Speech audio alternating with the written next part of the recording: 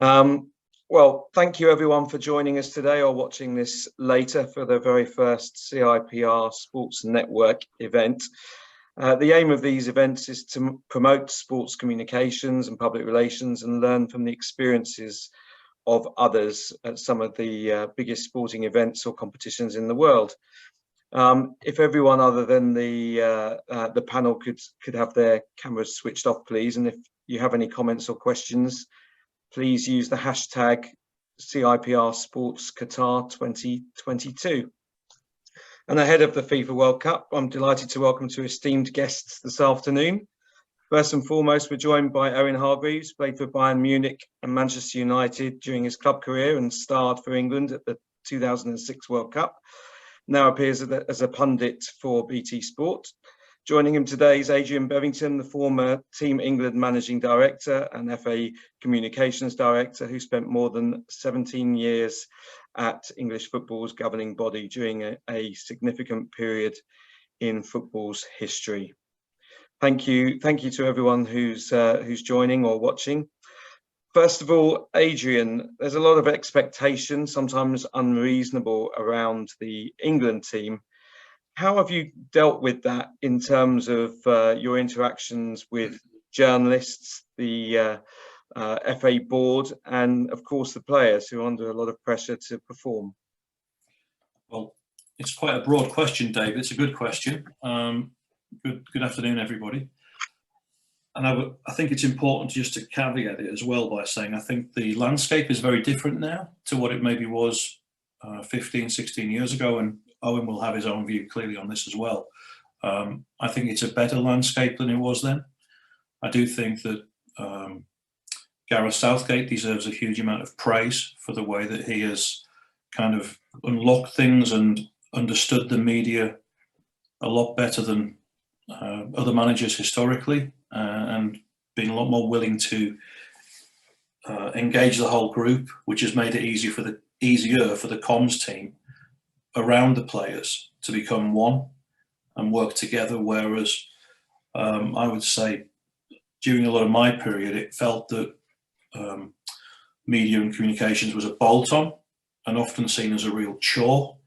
Added to that we did have I would say pre-Leveson, a very, very much more aggressive football media during that period. It was the first time I'd say that the players, we'd seen the greater wealth of players. There were more people around individuals, so you had kind of perceptions of teams around players. So as this camp's doing this and that group are doing this around each individual, and that made it quite a challenging landscape to work within. There was always a huge amount of planning went into it. We could predict and set out a roadmap of exactly what we intended to do every day from the minute we got the group together, or from the squad announcement all the way to potentially the end of a World Cup. But obviously within that, there's so many unpredictables occur. You build fantastic media centres. Ours are always right up there with the very best. But you go into tournaments, and South Africa in particular stands out to me, where on the eve of the tournament, leading into it, we lost our chairman who had to resign, and our chief executive also decided to leave. So right on the eve of a tournament, I'm suddenly going into it with a temporary chairman who nobody on the football side knew, a guy called Roger Burden. He was from the amateur game. And we had Alex Horn, who had been the chief finance officer, suddenly become the acting CEO for the group, who again was more away from the team. So that's when I assumed a role that wasn't going to take on until after the World Cup, immediately on the eve of it. So that can be the sort of challenges that you can't always foresee. So you've got to be able to adjust to circumstances on a day-to-day basis, quite frankly. And Owen, thinking back to before the 2006 World Cup, how did you cope with some of the criticism or skepticism before the tournament? Because up to that point, you hadn't played in England, you'd been in Germany, and you got a little bit of a rough ride in the warm-up games at Old Trafford. Yeah, I remember as we did the farewell to the fans at Old Trafford, there was a couple of guys sat in the front row we were all going around doing like a lap to say thank you. And two guys had shirts printed out and they were wearing them and said, the Bundesliga is rubbish. And as we were walking around giving these guys like a round of applause, I remember seeing them thinking, wow, these guys have gone to some effort to give me some stick. So it was probably the first time I'd ever really encountered that. But you know what? It was quite tough, I think, for me and my family. But I remember sitting down, Adrian was there. We sat down with all the Sunday papers and they were pretty aggressive at the time. And they all said to me, basically in this room we were at the Lowry Hotel, I'm sure Adrian remembers. And I said, well, basically, why are you in the squad? And I remember I said to them, I said, look, guys, with the utmost respect, if you guys did your job properly, you probably wouldn't be asking me that question, because I've never heard anybody that's watched me play say that. And I appreciate you guys are busy with the Premier League and with England, but you should critique me by the end of the term and not before. And that's basically how we left the room. And I remember when we, after the last game, when we got knocked out against Portugal, I went through the mix zone and all those guys kind of gave me a round of applause, So I think in this country, we're quick to judge people and critique people. Look, I don't tick every box. I was born in Canada, played in Germany. Everybody thought I was this Canadian-German guy, but just because I grew up in Canada didn't make my dad any less English. He was super proud to be English, and I grew up playing football because of him, representing England because of him. So when I wore that shirt, I wore it. I tried to wear it with not only thinking of England and the fans at home watching, but also that I was representing my family's name on the back of it. Adrian, I was just going to say, Adrian, can you tell us a little bit more about those briefings? Yeah, look, I mean, it's great that Owen, that you've raised that, Owen, and I remember it vividly. We were staying, as you say, in the Lowry in Manchester, and from memory, you were the only player in the squad who, at that point, maybe other than David Beckham, who wasn't playing in the Premier League, because Michael had been to Real Madrid but had come back. So I think in the main, and you were just someone who was not as well known to the English media, and absolutely you were getting, real unfair stick going into that tournament. And I think people forget you'd been in the squad for 2002. You'd played in the World Cup in 2002, but coming into that one, it was quite clear to me, as someone who really respected the way that you communicated, and you were still quite a young guy, but you'd achieved a hell of a lot already, that we needed to try and do something to help you. And I remember speaking to your agent at the time, the German guy, Roman. Roman, yeah. Yeah, and had a chat with him and said, look, as long as it's okay with you, will you allow me to do whatever I think is right to help Owen in a situation? I remember coming to chat with you and explaining that rather than doing a sort of normal press conference, we want to do something a little bit different, where it was just a private meeting. And that was very much, we called a meeting, called the guys in, and there was a sort of boardroom at the end of a restaurant, private boardroom in the Lowry. And we just said, look, it's not an interview, this. It's an opportunity to come and meet Owen, get to speak to him. The tapes are off. And also, I remember encouraging Owen to say, look, just be yourself. It's not something to be, this is not a big press conference moment. But at the end of it, the meeting did go really well, Owen, from memory. And you spoke really openly and candidly with them, and you were strong with them, which was good. And I probably wouldn't have gone as well, Adrian, if I didn't play very well, because they probably wouldn't have gone down very well. I probably would have been hammered. But the point is, I think you have to back yourself, don't you? I think in those moments. And you did, but I remember in that room in particular, we did about 10, 15 minutes on the record with them at the end, because the meeting had gone so well. And they asked you what you did with all your medals. And I remember you saying, and this is for everyone who's listening to this, Owen is the least arrogant person you'd ever meet in your life. It was said with a real light touch, but you said, oh, well, I don't really keep them on display anywhere. I just keep them in a box. And then you just laughed and said, a very big box, because I think you got your Champions League in there, all your. But Adrian, right? I'm in my office. Yeah. I haven't been in here in a long time. That box. Right.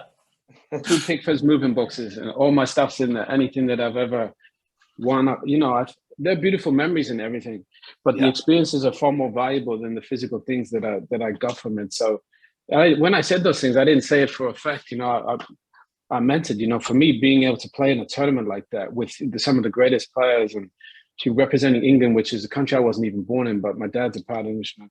I just thought it was such an honor, you know. So I felt even more, I felt even more like I had to do more, because I felt like it was not that people were watching. I just felt like, you know, so many people cared so much about the England team and the fans back home. And I just thought, okay, my dad always said to me, you got to leave everything out on the pitch. And that's what I meant when I spoke with those guys was, look, guys, you know, I'm going to leave everything out there. I might play poorly, but I promise you, I'm going to give you everything. So that was kind of the tone of that meeting.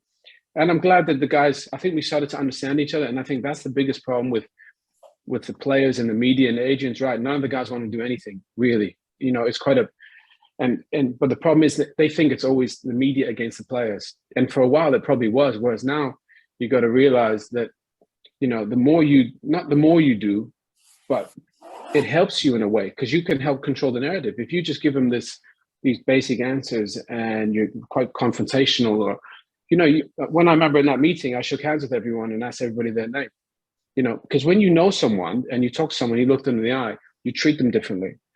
So I think for that, there was a different respect at the end of it. And I think once you get to know each other, I think you judge each other not as harshly. You see that with social media, because there's no face-to-face. Everybody just slaughters each other, which is, you know, which is ridiculous. Owen, had you had sorry. Oh, sorry. Owen, can I just ask, had you had media training when you were at Bayern, or was this all just the way that you decided yourself to approach it? And then when you were liaising with the English media compared to those in Germany, how similar or different were the two groups? No, it was pretty similar. In Germany, when I used to finish training, because sometimes in the school holidays, when the school holidays, we'd have 10,000 people at training because you could watch them. You know, so rather than go to take the families or the kids to the zoo, you know, you just take them to Bayern Munich. It was free, you know, so there'd be 10,000 people there. And the press used to sit and watch training from the first fence, literally overlooking the session. And I remember when I was a young kid coming through, basically the press had a really close access to the players, even though it was Bayern Munich. And I used to finish training, a guy would be sitting on the hood of my car, on the bonnet of my car, saying, you know, Owen, can we do an interview? And, you know, so it was, I got used to them. You know, I don't think there was any training as such. You just got used to them. I remember one of the first times the guy said to me, I just broke through, and he said, look, Owen, give me your number so we can stay in touch. I said, look, with the utmost respect, my phone number is for my friends and family. It's not for journalists. You know, if you want to do anything, I'm always here. We can talk, but my phone number is for friends and family. I don't, you know. And he said, look, you're making a big mistake. You know, this is going to affect your performances in the scores and the papers. And I said, look, if you want to do it like that, that's cool, you know, but I'm just going to tell you, this is how I'm going to be from now until the end. I'm not trying to give anybody more access than not, because I don't think that's right either. You can write what you want.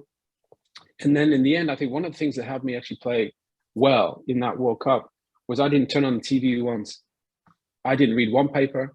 I used to train, I used to eat, and then I go into my room and I'd stretch, I'd do sit-ups, I'd do push-ups. I used to read, but I didn't want my focus to be clouded with other people's opinions that didn't know me, you know, that were critiquing me and because in the end, you see it now with social media, you know, you get all these, even though they're not correct or they're not true, they affect the way, you know, you think, and then you start thinking, oh, other people are thinking this about me. And my focus, I just wanted to be on my craft. I'm just on playing. I just wanted to give myself the best opportunity to prepare and play. So, yeah, the media in that side plays a huge part, but I didn't have any training in it. I think you learn on the fly, you know, and these guys are, you know, they're brilliant at their job. You know, you got to talk to them, but you also got to keep a healthy working relationship. Adrian, you alluded to the fact that, you know, sometimes in the build up to World Cups, there is a little bit of chaos within the organisation at the FA that you had to deal with from a communications perspective. You also had a very colourful manager in Sven-Göran Eriksson. Given the you mentioned also about Leveson and how that's changed the landscape, but if you were having to brief journalists and prevent things from coming out that might be detrimental to England's cause, how difficult was that to manage?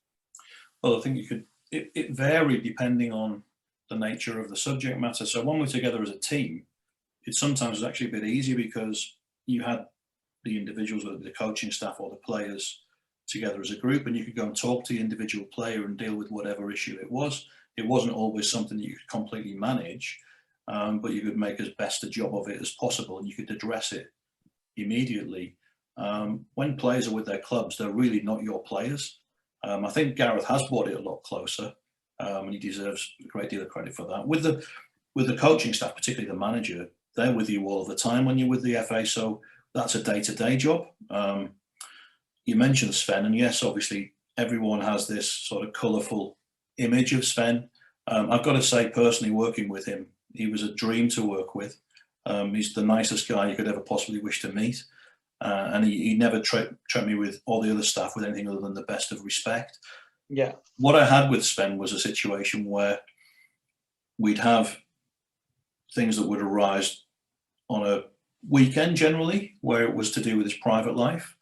And I just had an understanding with him where we never actually sat down and discussed how this would work. We just kind of established how it would work as we move forward. And if it was to do with an alleged liaison with somebody, I'd get a call over the weekend, Friday or a Saturday, and I'd just ring him and say, look, I've had this newspaper on. They're alleging that you've had a relationship with X or Y. Do you want me to make a comment on it? Should I deny it? And if there was something in it, he would never get me to deny it. He would just say, no, don't make any comment on it. If it was not true, he'd just make it very clear, absolutely not true. And then I could go back to the newspaper and completely knock it down. And that worked really well.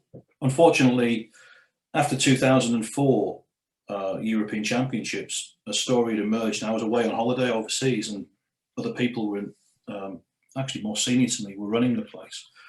And the story broke of his alleged affair with an FA secretary that the chief executive was also allegedly having an affair with, which ultimately brought the House of Cards down because of the way that it was handled with the News of the World, where a denial was issued and an inquiry was launched, when in fact we should have just simply said, we'll deal with it internally, and it's an internal matter to deal with, full stop. But we just left ourselves wide open to it. And I don't sense anymore that the chaos is there like it was. You have the odd peak of it.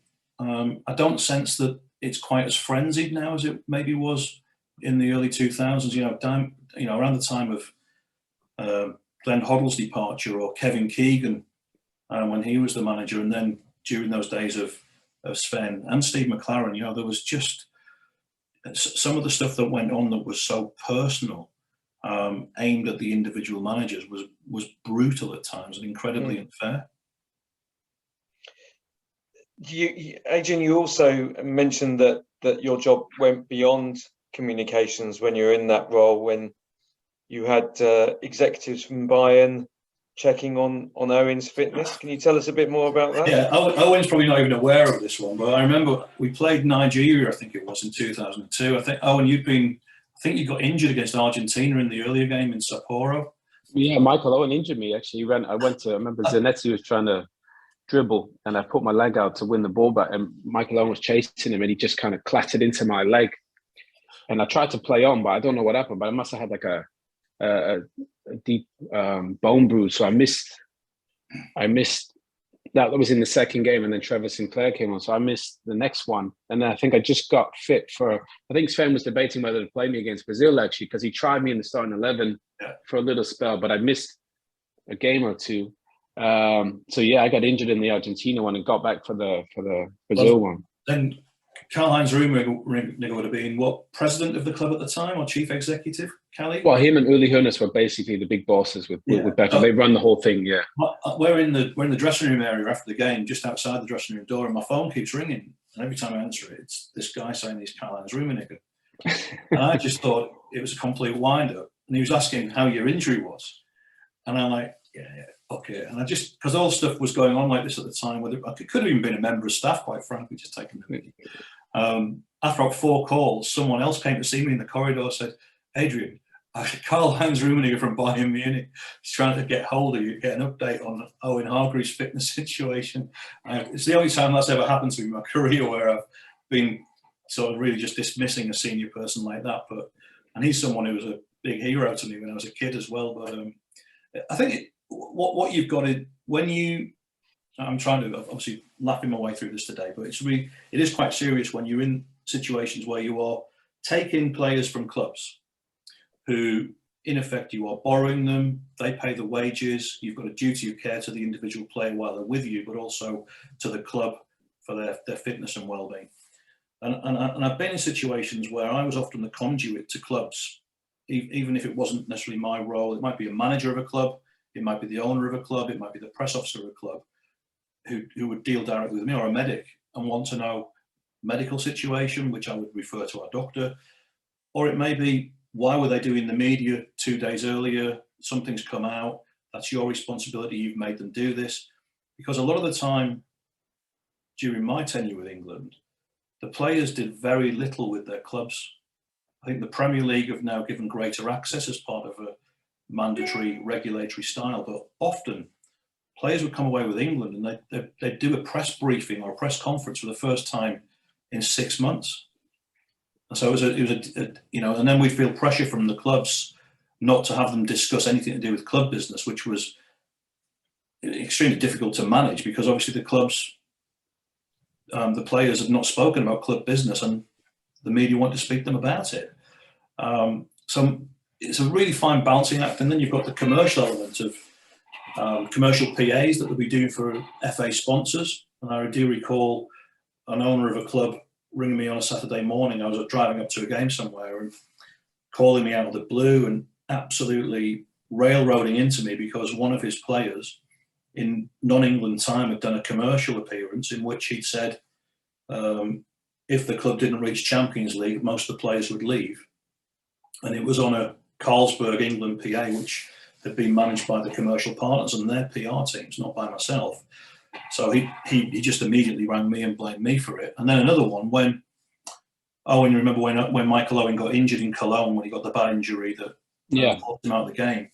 While Michael was being treated on the floor in the stadium, I had Freddie Shepherd call me from Newcastle, the owner, and he was absolutely, going crazy with me on the phone, saying this will cost you, and I knew Freddie really well as a friend, but the games, people wouldn't appreciate that that's literally going on while I'm sat in the stand and I'm just getting absolutely mauled by a club owner because they're seeing the damage it's potentially going to do to their player. So maintaining those relationships is a real fine balancing act when you're in that sort of position. Can I go back to something you said earlier, Adrian, that things have changed over the last few years with regard to how the England team players and the management are approached and covered from a media perspective.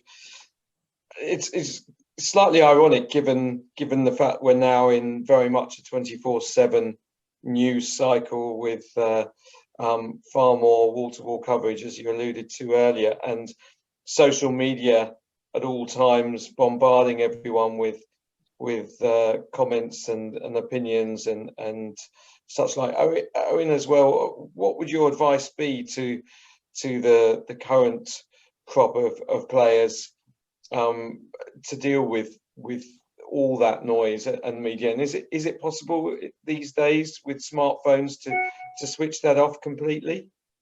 Well, I'll let Owen answer on what he thinks of how the player directly should deal with it. But my advice to any of the players would be, I think they have to do it in a way that they feel comfortable with. They're all individuals. I do think social media, with all of the negative challenges that it's presented, has also provided an opportunity for the individual players to have a voice that they didn't have previously. You were relying on a press conference environment or a TV interview to get your message across. Now they can be human beings if they like to be, present themselves in a much broader personality rather than just a direct interview. It also gives the opportunity for either themselves or the media teams at their clubs or the FA to correct something if it's not true, which we spent way too much of my time when I was there dealing with what we believed were unfairly presented headlines and trying to correct them late at night because there was no real comeback. You were trading at that point really as much as you can. But I do think the engagement, you know, we did try to, you know, I saw before the last two tournaments where they went down a sort of NFL open day route with the players. And, you know, Owen will remember, I'm sure, we went to Sardinia, we went to Portugal, I think it was, before tournaments where we did have all the players speaking to the media on a particular media day. We'd fly the media in. It wasn't that we didn't do this. All the squad were available.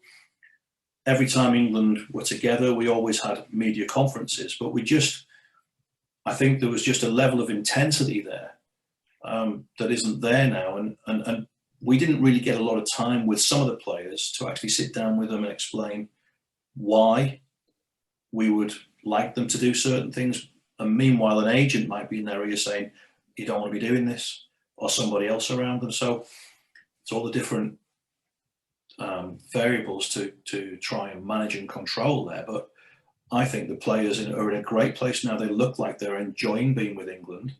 I think the culture and environment around the squad seems to be as good as it's ever been over the past 5 years. And the media really like them. And because of that, the public like them too. So it shows the level of engagement is where it needs to be. Is that perhaps performance related though? Because obviously there's been a final and a semi-final in the last two.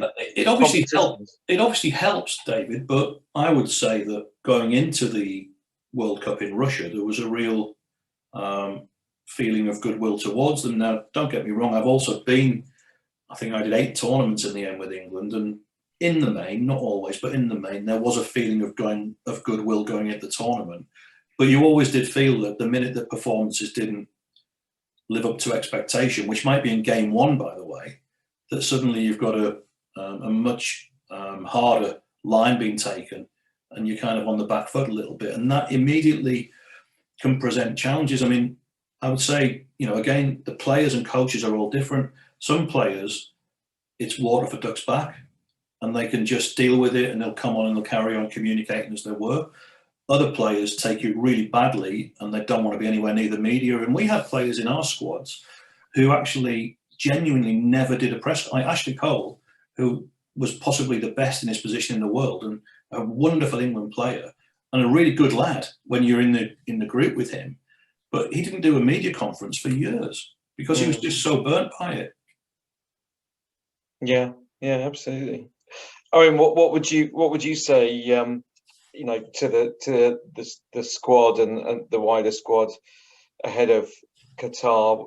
Is there any advice you'd give them, or anything that you've observed that they can do to shut out that noise, given that smartphones are an integral part of day-to-day life now?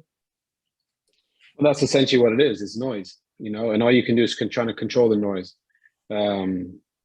Control the variables that you can control. You know, people are going to have opinions and say things as much as they like, but whether you allow that to get close to you, to get onto you, is another matter. I don't see any benefit in that. I don't see any benefit, especially in the highs and lows of the game.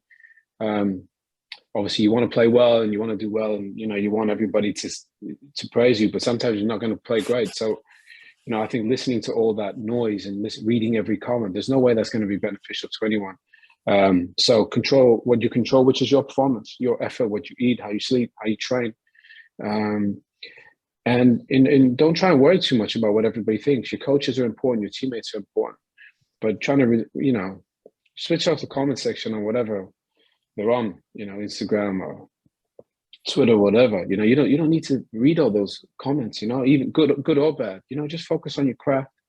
You know, it's a beautiful opportunity to do something that from 5, 6 years old you started at. You're playing on those wet pitches as a young kid, and all of a sudden you're there where the whole world's watching you. It's honestly, people see it as stress. It's a beautiful opportunity. It's a thing that, you know, can change your life. Still to this day, I have people come up to me and go, oh, and I remember that game from the World Cup 2006. You know, people, don't matter how many games you play in your life, fans pretty much only remember 5 or 10 moments from you. That's just how it is. People have these moments that remember you. And these players have the opportunity to control that narrative. go out and, play the game of your life. Make it an evening to remember for all English fans. We've been close with the semi-final and the final. Can we go one step further? But I think for the players, control the noise and block out as much as you can. Focus on your craft, and then good things will come. Brilliant. Holly, I think you were going to ask a question. Yeah, thank you, David. Owen, I had a question for you. Having transitioned from a player to a pundit, what was that experience like? And have you learned from being the other side of the media coverage? Well, I still try and treat even my job now like I was one of the guys I was critiquing, because I've been on the other end of it, where people have, I won't name names, but somebody created that narrative around me in 2006. And because it was such a strong opinion, it was kind of taken on by everybody, all the Sunday papers. So I think you're in a position now where I would like to do my job to the point that people, even players or coaches or fans or agents, whatever, watching will go, yeah, I don't agree with everything he's saying, but it's in a constructive way. I don't like, everything is too sensational, everything's too headlines. So I just think I learned a lot from being in that position, and I try and treat the players like they were my teammates if I can. Obviously sometimes football's still it's a brutal industry. Somebody wins, somebody loses more often than not. Somebody plays well, somebody plays poorly. I've critiqued friends, just because they were friends doesn't mean I have a job to do. I have to analyze the game. And sometimes if somebody does something poorly, it's not because I don't like them or they're, where they're from. It's just the fact that they had a bad game, and people have bad games. So I never envisioned being on the other side of the fence, but I actually think we're better off now, almost working together, because really, if you have a good relationship with people, they can help get your side across or get your message across. I always say when I interview players, I'm going to interview Gundogan next week, and Thiago, and I always say to them, is there anything you want to say, anything you want to get out? I'm not here for me or to control some narrative. If there's anything you want to say or talk about, then feel free. And I just think it's things are so much easier when it's not so stressful. I think Adrian alluded to it. Back then, the environment was pretty stressful from the Sunday paper side. That's just how it was, and I'm glad it's evolved and improved through Gareth. But I think you can still do a decent job of analyzing the games without being so negative and so critical, which I think a lot of it has become, sadly. I think that's a really great answer. Thank you. We have had a question within the chat. So Chiron asks, how do you craft messaging around causes or stances on behalf of the FA that potentially has diplomatic implications, e.g. statements around the Qatar World Cup and the plight of migrant workers?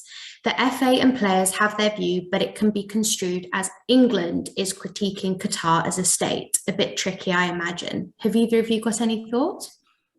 Should I pick that one up, Owen? Yeah, sure. Yeah, I mean, look, this World Cup is very much about a number of sensitive messaging positions from every national team, and we've seen the discussion going on this week over the wearing of the captain's armband. I believe it is the rainbow armband, which I believe England and Wales are both going to wear. And I actually saw Mark Evans, who is the sort of team administration manager for the Welsh FA, I think it was yesterday, saying ultimately, look, this is the players' decision and they're going to do it. And I think I was really impressed with the way that I worked with the Welsh FA for a year in Euro 2016, and I liked the way that they just simply said, look, it's the players' call and we'll back them. And I'm pretty sure that's what Gareth will do and the England players will do.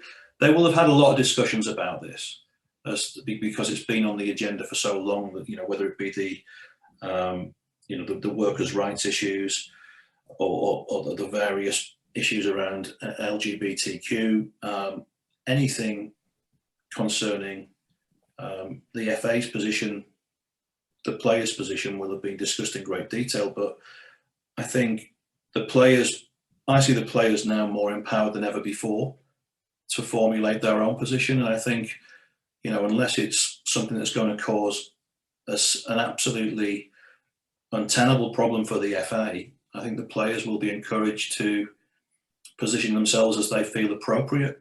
And so far, they've not done a bad job of it. Brilliant, brilliant. Holly, do you want to ask the next question? Yeah, so we have a question from Martin, and this is for Owen.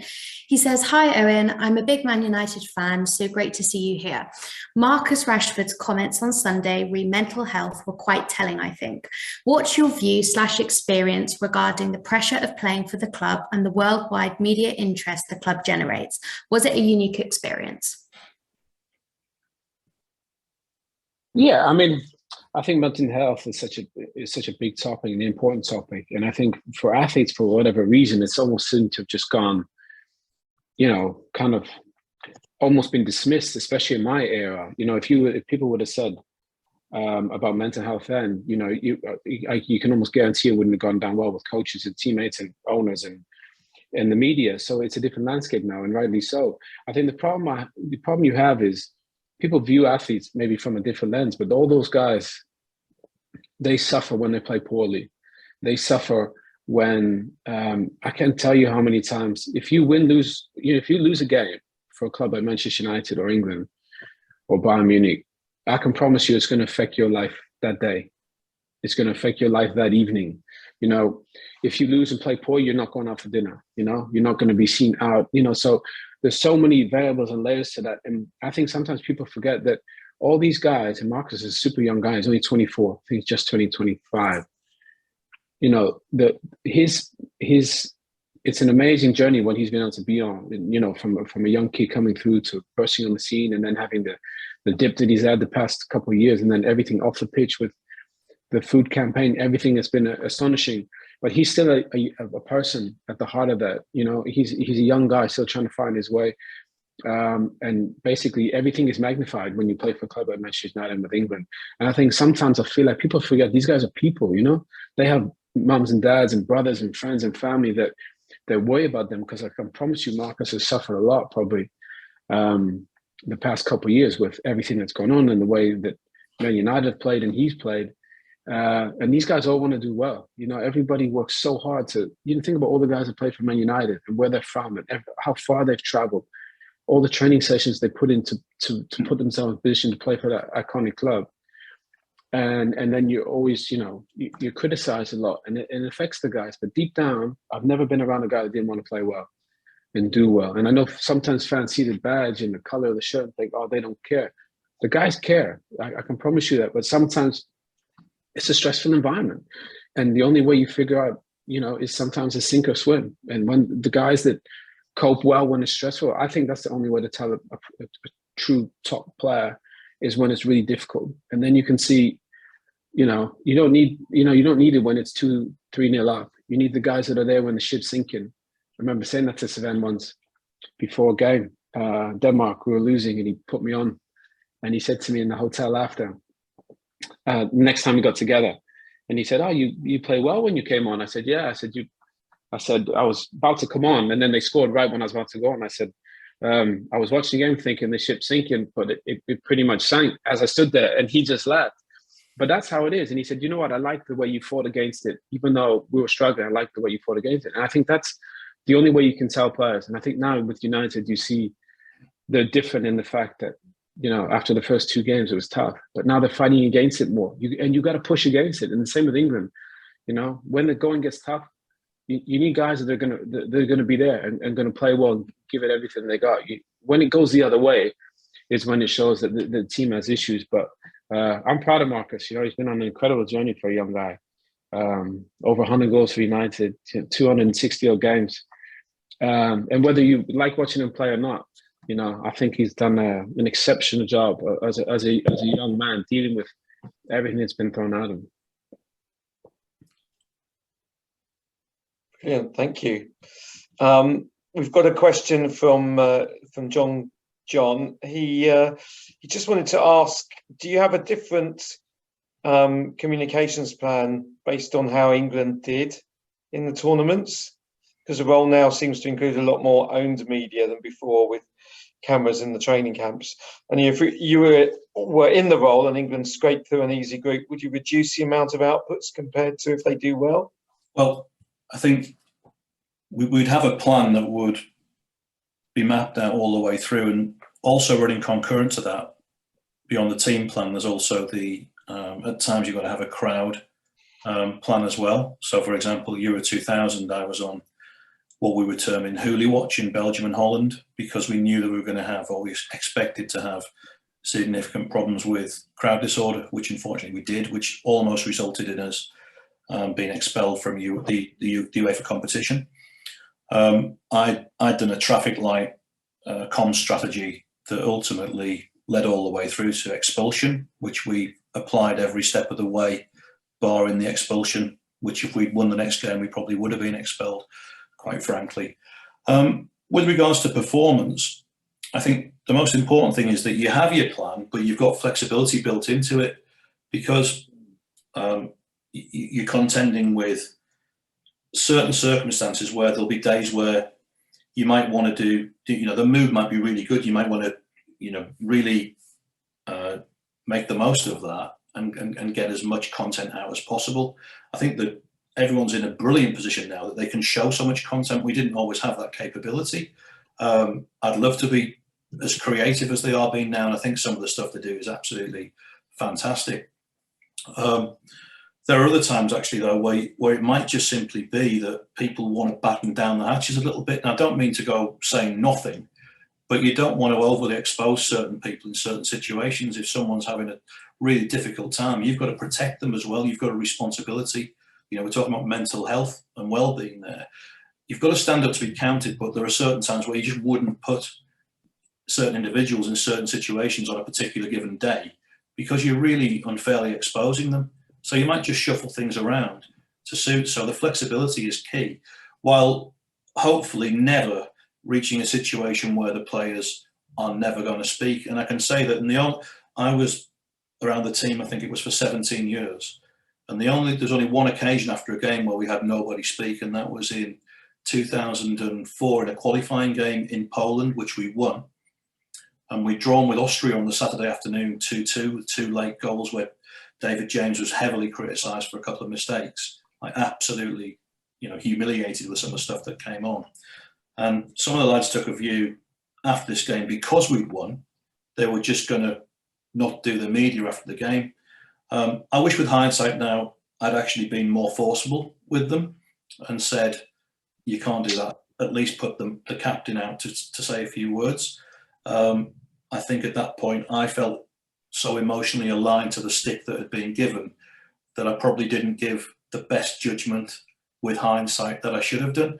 I wheeled the manager out, but not the players. And the players took, an absolute huge amount of stick in the days leading on after that, because no one had spoke as if they were being arrogant. They weren't being arrogant. They were supporting they felt it had a bad hand. I don't know if, Owen, if you were in that squad or not, I can't remember. I was with JMO in the hotel the morning after was it Vienna? Yeah. And I remember, I remember vividly. I remember sitting with them, and that's what I mean. People forget, whether it's the fans or the journalists, they forget these guys are people, And that moment hurt him more than it hurt anyone, to have a performance like that and moments like that. And it's it's hard because we're all there, Adrian. We see it and we feel it, and that's why obviously you got to plan on how it should go, but then it depends on certain things. And I think in the end, the best way to deal with all these things is you got to find a way to communicate, and everybody's gonna have an opinion, everybody's on the side, but take the emotion out of it. You guys are there to do a job. We're there to play. We got to communicate. Let's find a way where we can communicate on a level and understand each other. And I just remember seeing JMO and just my heart went out to him, seeing him, because he, like you said, back then the papers were pretty horrific. And I just remember just seeing him. I didn't see it at football, but I just saw him as a person, And and people don't get to see that stuff, everything's so curated and on Instagram and all that. And I just wish people could see. Oh, and I remember going in the suffering. I remember being called the dressing room straight after the game in Poland because we won. I think Jermaine Defoe scored his first England goal in Katowice. And going to the dressing room, and I remember, I think it was David Beckham and Gary Neville and one or two others said, "Look, just let you know, we're not doing the media." And I was like, "Whoa, okay, this is a big thing." It never happened. It never happened after that either. And I said, "Look, are you sure? Blah, blah, blah. Let's think about it." Went back outside and spoke to a couple of people. And I remember going onto the team bus and speaking to a group of them again and saying, "Look, this is your last chance. It may be, if one of you come down and just do the mix zone, at least that will, pacify the situation." But as a group, I kind of admired the unity they showed as a group in that situation. I'm not saying I did. Yeah. I'm not saying my advice professionally is from a PR point of view. It's really important to the group that we're talking to here that I do understand the consequence from a PR perspective. But when you're trying to build a football team and unity, I mean, we're often accused of not having unity. That was a real moment where the group stood together as a group. And I didn't want to be the person saying, right, divide the group up as well. So I'm glad you remember that, Owen. Brilliant. Holly? One final question quickly, Owen, before you leave. How would you assess England's chances in Qatar? And what are your predictions for the World Cup?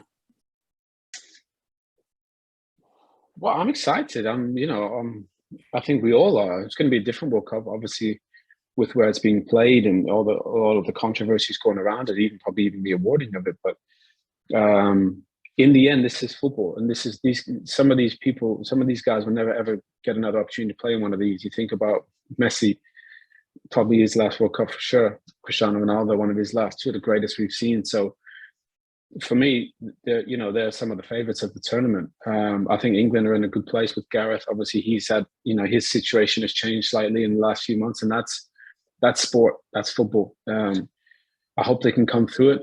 I hope basically the most important thing is that the guys are healthy. If he's got a full squad, a healthy players to pick from, England are one of the best teams there. I think there's stronger teams. I think Argentina, Brazil and France, they're probably, for me, the favourites. But I think after that, you got Portugal and Germany and England, super teams with great players.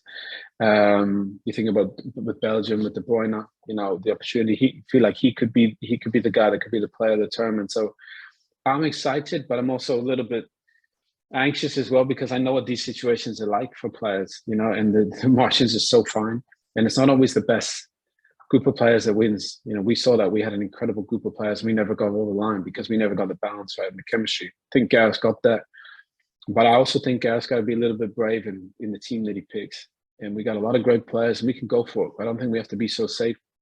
Group isn't as hard as it can be, and I just think a lot of this is momentum. You start, you need a good start, and then you need to keep it rolling. So I'm curious to see who he picks and who plays, because there's a lot of talk about Maguire and all these things. So there's a lot of pressure on Gareth, but I just hope he's brave.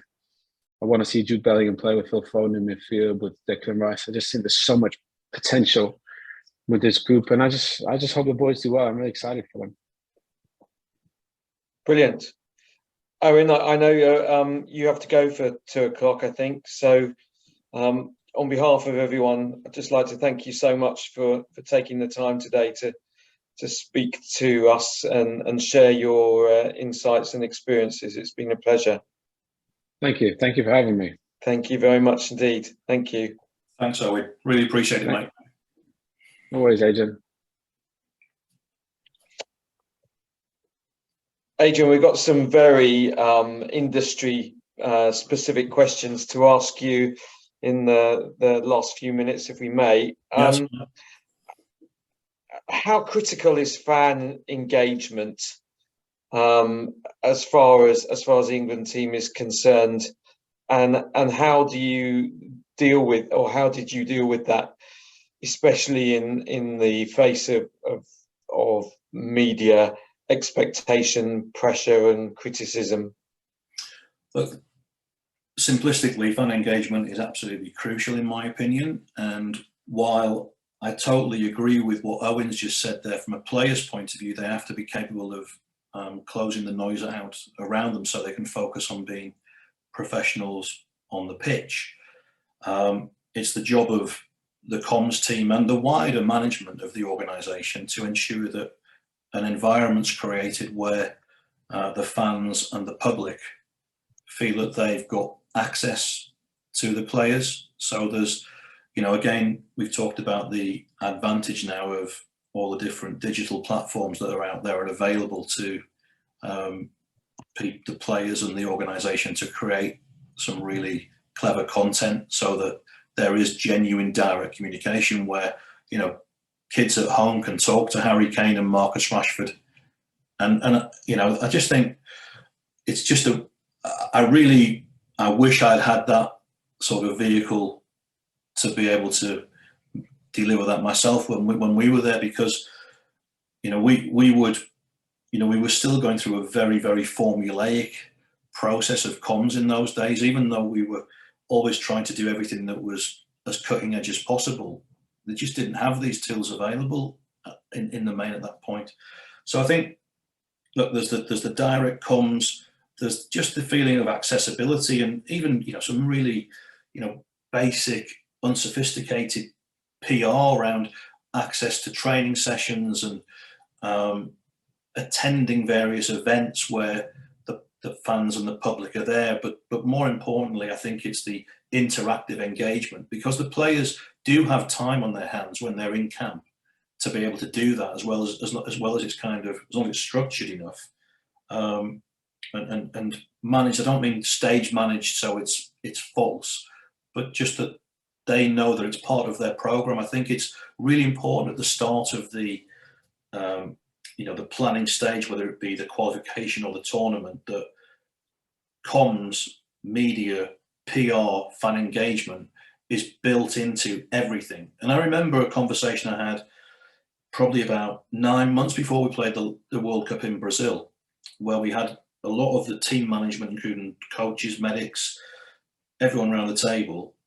And I wasn't in charge of comms directly at that point, but I volunteered, well, we need to have the times of your sessions per day put in, and then an extra hour and a half built in for the media that's going to go on at the media centre. And it was like, well, why do we have to concentrate on the media now? It's like, well, it's part of the day, because I don't want the comms team feeling that they're always rushing and the players not being aware that it is part of their responsibilities. It has to be something that is factored in as part of the working day as such, because without that, it will fall down very quickly. And I don't see them being in that place now. Yeah. Things certainly move on. Adrian, I did have a question with regards to how you maintained the relationships with both managers and players during your tenure. That's a very good question. The managers in the main were a lot easier because I was working with them every day and I was their kind of go-to person. Between myself and the person who was a team administrator, we would be probably the two people they would have more interaction with on their job than anybody else. And I would go to games with them and just build up a strong, trusted relationship. I mentioned Sven earlier. I had a fantastic 5-6 years working with Sven. Steve McLaren I already knew from within the setup, and even though his tenure was not a successful one and was brief, we had a really good relationship during that period too.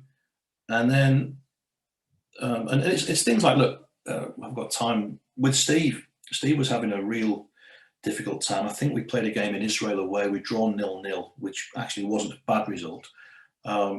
And we were playing Andorra in Barcelona the following, straight on the back of it, from Saturday to Wednesday. We flew back into Barcelona, where we were playing Andorra in the Olympic Stadium, and Steve was getting just merciless stick, like really, really, beyond the pale, very personal and vindictive stuff. So I spoke to him and said, look, I don't think you should wait till Tuesday to do your pre-match. Let's do it I said this on the Monday morning, let's do it after training today. I'll make sure the media are all aware, and we'll do it. He agreed to it, and he went off to training. I got all the media in. He comes back, and he decided, having had conversations with his coaches, he wasn't going to do it. We had probably the most difficult conversation we'd ever had, quite a meaty argument, in fact, in which I convinced him that now the media were there, he couldn't change his mind, he had to do it. He did. He was a little bit late coming into it, which caused a bit of a problem for me. He goes in and he gave the most honest, best media interviews that he'd ever done. He spoke incredibly well. I was very honest and open with them. And I had some of the real big hitters, Stephen Howard and Brian Woolnough of The Sun and The Star at the time, who were two of the biggest sports journalists on the go, literally nudging me while he was speaking, saying this is the best he's ever spoken. So I'm feeling quite pleased with myself, thinking, job well done. At the end of that, just before he finished, he decided to quote a phrase from one of his other coaching staff members at Middlesbrough, and it was something to do with, that's when the real bull starts. And I didn't know the term personally, other people may know about it, but in other words, your back's against the wall and that's where you really stand up to be counted. So that was that. While we're finishing off, I get reported to UEFA by one of the TV journalists because he should be doing the press on the Tuesday and not the Monday. And even though they were there doing the interview, they just wanted to make a problem for us because we weren't going to then put him up on the Tuesday. We did it on the Monday. We were still putting players up on the Tuesday, the captain and a few others, but UEFA rang me and said, look, we've had complaints from some of the British journalists that you've gone against protocol. Nothing came of it. It was just mischief making. We then, I'm pretty relaxed about things as we go into the evening, and then the newspapers drop, and suddenly I'm getting calls. I'm getting copies sent across from London, and Steve McLaren was on the back pages of a couple of newspapers dressed as Bungle out of the kids' programme Rainbow. And what had happened was, when they'd done the transcription at the end of the session, the journalists have one journalist who takes down all the notes, and they share between them. And it had been somewhere Bungle had replaced the real bull, and Steve McLaren had been dressed as Rainbow. That's when the Rainbow started, sorry, Rainbow instead of the real bull, and he's dressed as Bungle on the back of the papers. And I'm having to deal with that at midnight with the editors of two of the big tabloids. I don't mean sports editors, the actual editors on the evening, which was quite a challenging environment. And then obviously from that point, Steve's then killing me the next day saying, we've made me do this, and now look at the state of things that we're in. So there's some of the difficulties that you get faced with that you can't possibly plan for. But my relationship with Steve in the main was fantastic. It is to this day. Capello, I worked really closely with Fabio for the first 18 months. And people forget now that he actually had a brilliant first 18 months in the job. The results were great. And he was very well respected, even though we had the language difficulties. It kind of broke a little bit when my role changed, and in effect I became his boss overnight in the lead up to on the eve of the tournament, and just the dynamic change at that stage. And we really didn't communicate well during that tournament, and it was a very, very difficult tournament to work at, by far and away the worst I experienced. With the players, it did vary, you know. I mean, I have a fantastic relationship with Owen, which is maintained for many years, and I think that's because I managed to work very closely with him. He didn't have an agent who was, you know, the agent he had at the time let us get on with our job. But then there's things like, you know, I worked really well with Paul Stretford and Wayne Rooney. You know, Wayne came into the squad at a very young age, and the big superstar, incredible pressure that he was under. But Paul was fantastic with me because he took me into confidence a lot of the time, and that helped us manage situations with Wayne, both ahead of tournaments or when there were certain issues, to manage them the best we could, and try and alleviate pressure behind the scenes on certain things that never became public, to benefit Wayne and therefore benefit the team as well. So not every player's agent or the player wanted to engage in the same way. Sometimes there was mistrust because we were the FA or I was the FA, and some clubs didn't have a particularly great relationship with the FA at different times. So that put a bit of strain in that situation. So it did vary, but I've actually seen nearly all of the squad over the past 5 or 6 years that I work with predominantly, and actually got a great relationship with them now, and we're able to talk a lot more openly perhaps than we did back then, when I think there was just a few more agendas floating around. Thanks. Part of your response actually leads me quite nicely into my next question. As comms director of the FA, what was the biggest challenge or crisis that you faced in your tenure?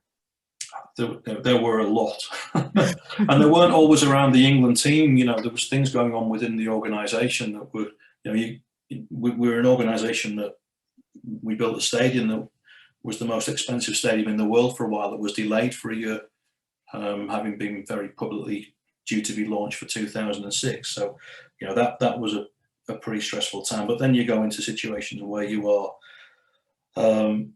you know, the manager has been, you find out he's on the front page of the News of the World. He's been done by the fake sheikh, which ends up with him resulting in losing his job 2 weeks later. Ironically, he then wins a case against the same newspaper and the individual down the line, but that's too late for him. Because the tidal wave of public opinion has just gone so big that it was unsustainable for the organisation to maintain him in his position, and we announced that he would be going after the World Cup in the case of Sven-Göran Eriksson. So that was a really stressful time, running simultaneous while we had you know, the recruitment of the new manager going on, which, you know, when Steve McLaren was appointed, they interviewed a lot of managers. Steve got the job. By all accounts, he was the second choice behind Philip Scolari.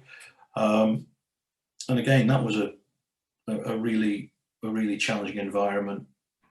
On the flip side, you then have the great days where, when we recruited Capello, we did that without any fuss, and we got him in the country without anyone seeing him to interview him, and we were able to appoint him and announce him, and it was all done and dusted without any drama. So, you know, there are different days, like you wake up on a Saturday morning, and it's FA Cup final day, and you're actually expecting quite a good day. And on your way to Wembley, one of the main Sunday newspapers calls you, and they've got a World Cup bid story, and it involves the chairman at the time and so-called a conversation that had been taped with somebody, which resulted in myself and one other individual. I had to go and get him from his table. He was sat next to Prince William.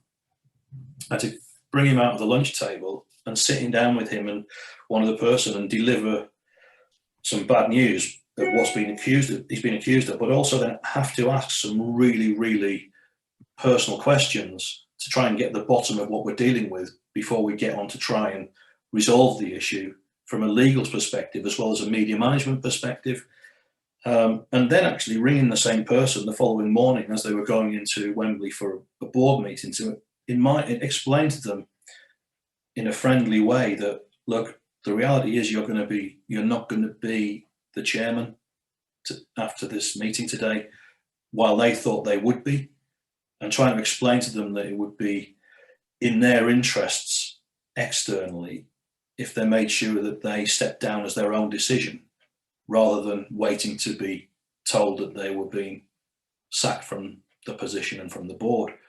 And you make judgment calls as to whether you even want to have that conversation. You don't have to, but that's, you know, they're not easy calls to make. And, you know, I've got a list as long as my arm of a whole range of different things. We had the players when they were going to go on strike ahead of a game in Turkey in 2003, when Rio Ferdinand had missed a doping control test. And obviously that's when the lines for myself became really blurred, because on one hand I'm the comms director for the FA, but I'm also in effect the senior team press manager as well. And one day I'm in the actual disciplinary hearing while Rio's being, you know, cross-examined by some of my colleagues from the FA and an independent panel. And then 2 weeks later, we're in the same team hotel, and I'm asking him, is he going to do the press? And then subsequently, a few weeks later, he then gets banned from playing for England for, I think it was 9 months. And in his eyes, I'm part of all three judgment groups. You know, the John Terry, Rio Ferdinand, Anton Ferdinand situation, which you know, was clearly deeply unpleasant, primarily for Anton Ferdinand, but for those of us that were caught up in some of the crossfire around it, you know, there was the legal court case, but then there was the FA case, of which, you know, I had to have all of my own emails handed over to the legal teams, unredacted, and then you get called into a disciplinary hearing yourself, and you can be cross-examined by all parties as to anything that may have been discussed in emails that you may have been asked to prepare. So there's a lot of different scenarios that you're involved in that never really become part of the public domain, but can be, and are far more from just general comms management. But I actually think one of the great things about that environment is that you're prepared then for anything that could come at you from a leadership point of view as well, because you're aware of everything that's going on within the business. Perfect. Thank you very much. And finally, how do you assess how the Qatar World Cup Organising Committee and FIFA have addressed the logistical challenges of staging the World Cup in the Middle East? Logistical challenges. Well, I think the proof will be in the pudding in 3 weeks' time, but I think the tournament itself, in the main, I think it will run very well, purely because geographically it's such a small country. Everybody's going to be able to travel to games very easily. The stadiums are fantastic and the training facilities are wonderful. From a team perspective, it will be one of the easiest World Cups that you ever sent a team to, if not the easiest. But then beyond that, you've got all of the wider issues around, you know, the rights of individuals and individuals to be who they are and to be freely who they are when visiting that country. And I don't think it's a surprise to a lot of us who are on this call that the issues that are abounding now in the public are the issues that, you know, many of us would have and did predict would be the issues, you know, 3, 4, 10 years ago when it was first awarded to them. So I think it was really important to see one of the leaders of the World Cup a couple of weeks ago. He did an interview with Rob Harris on Sky Sports News, I think it was, where he talked about, you know, people having the freedom to walk down the street, you know, whatever their sexuality, holding hands, etc., etc. And that was important for them to make that point clear. It perhaps would have been better if that point had been made a lot clearer earlier on. I do think there's some they're going to face some tests while the tournament's on, because people will undoubtedly, and media organisations will undoubtedly challenge some of the laws and regulations that are in place in Qatar to see what reaction and response they receive. So that will be what will be focusing their mind at the moment, as well as trying to deliver a top-class tournament. Brilliant. Adrian, thank you so much for your time. It's been very insightful. I'm sure everyone listening this afternoon and who listens in future will take a great deal of valuable insights and learnings from everything that you and Owen have been discussing. So thank you very much for being a part of our panel today, and thank you so much for giving us your time. It's my pleasure, Dave. There's one question I missed on the chat, which I think is a really interesting one, if you don't mind. Sure. The trick is to spin the news. Media tends to bring their own interpretations. It's an interesting one. It would have been very interesting had we had an experienced journalist with us, like, you know, someone who's been at World Cups and so forth, because you're forever accused of trying to control the news agenda, the narrative, spin the news is a phrase I don't like personally. Ultimately, though, what you are faced with in football, and like in a lot of situations, there's a game of football that takes place that then dictates the agenda, or there's an incident occurs where someone gets an injury, or a facility isn't built on time or delivered to the level that it should be, and you can try and spin that as much as you want, and you will never convince someone otherwise. That doesn't mean there aren't such situations where you can obviously present things in a certain light if it's a non-match occurrence, but a lot of what you do around football is related to football matches, thankfully.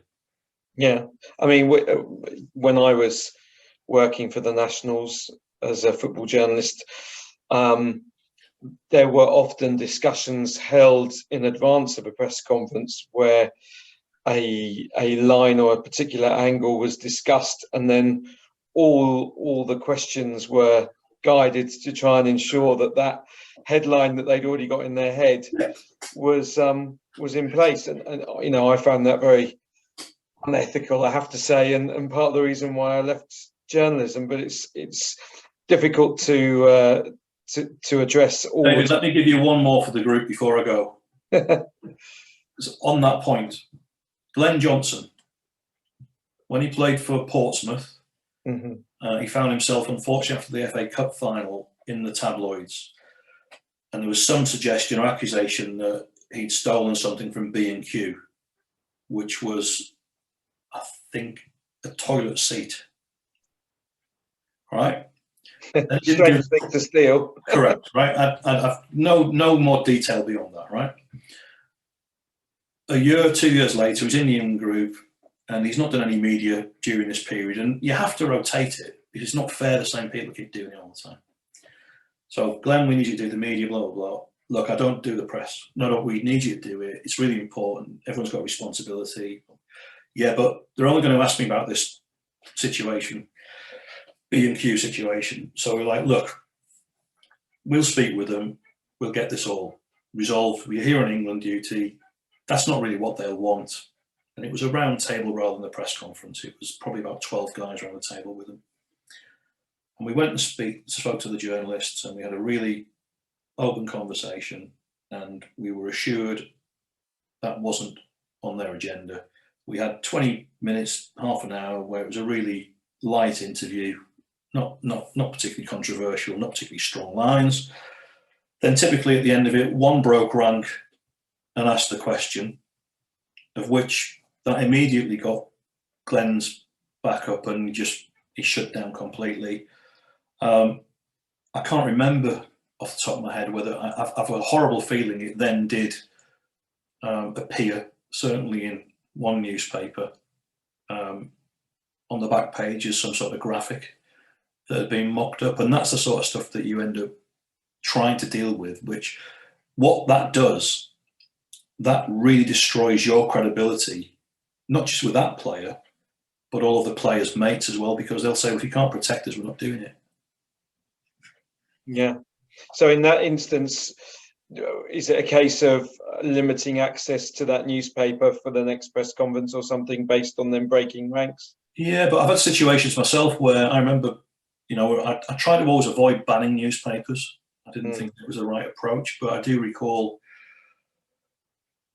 us having to ban one of the very biggest from one particular briefing only. It was after a really bad incident occurred, and I ended up with a phone call from the editor of the newspaper, which was quite threatening to me personally and to the organisation and to one or two others in the organisation if they didn't get what they wanted. And then some of the dark arts and things that went on in our direction at times was, you know, quite stark at times. Yeah, I'm sure you could write a book on it all. Maybe. Thank you again. Thank you again, Adrian. Thanks, everybody. Appreciate you taking the time. Thank you so much for joining us today. It's been brilliant. Thanks a lot.